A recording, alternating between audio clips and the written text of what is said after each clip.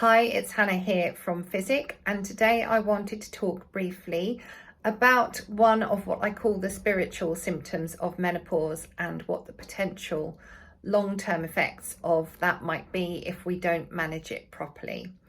So often when the ladies that I work with have different symptoms of various kinds, physical or emotional or spiritual, I would normally encourage them just to try and accept those symptoms as they are and work with them and find a way through with perhaps the help of some herbs or some hypnotherapy.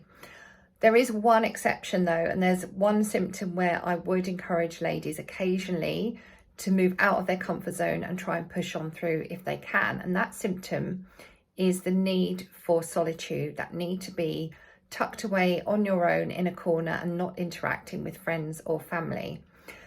The downside to that is if it's taken to the extreme, and we do that all the time, is that we can end up becoming very socially isolated.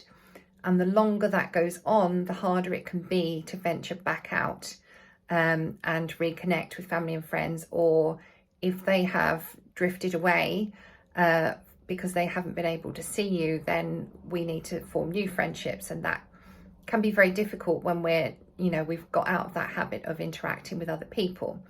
So in that case, I think it's a question of finding some balance.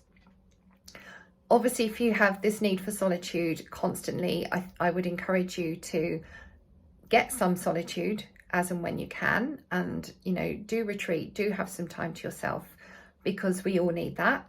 But also on occasion, if you are invited out, do perhaps make the effort to go out, even if it's only for a short time, even if you have to explain to your friends that you are struggling a little bit at the moment and you might not feel like you're being very good company. Because I have spoken to so many older ladies recently who are in their 70s and 80s and they live alone and they are very lonely. And when I speak to them, what they say is that they're lonely because of the decisions they made in their 40s and 50s, in that they chose for their friends to be the couple's friends. And when the husband later died, they didn't have any friends of their own. They didn't have any hobbies of their own. They didn't have anything for them. And it's really, really important to have that. There's a lot of research now that talks about the detrimental effects on our health that come with social isolation. We're tribal creatures.